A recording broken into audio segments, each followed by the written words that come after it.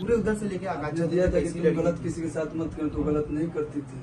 आकांक्षा आपका दुबे कैसी संस्कार लड़की थी, मतलब 40 उसने इतनी बड़ी मतलब इतनी बड़ी लेकिन यही एक गलती साइकिल कर से मैंने पानी जुर्म ढोते सहना नहीं ढोते- सिखाया था।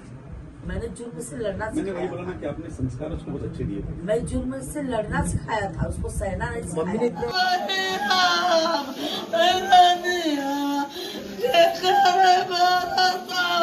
देखिए, भोजपुरी के सबसे बड़े कलाकारों में से एक पावर स्टार पवन सिंह जी आकांक्षा दुबे के घर पहुंचे, उनके परिवार वालों से मिले, सांत्वना दिए और बोले कि हम इस दुख के घड़ी में आप सबके साथ खड़े हैं, हमेशा रहेंगे।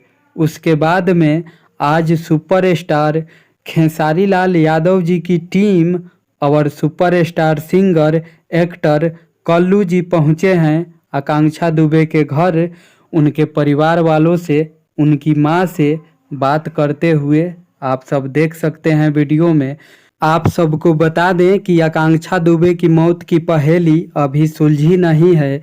जैसे कि आप सबको पता होगा कि आकांक्षा दुबे की परिवार वालों का ये कहना है कि समर सिंह और संजय सिंह ने ही आकांक्षा दुबे की हत्या कराए हैं और समर सिंह उसी दिन से फरार हैं जिस दिन आकांक्षा दुबे की मृत्यु हो गई। समर सिंह को पुलिस तलाश कर रही है। समर सिंह अभी भी लापता हैं, फरार हैं। समर सिंह को पुलिस अभी पकड़ नहीं पाई है।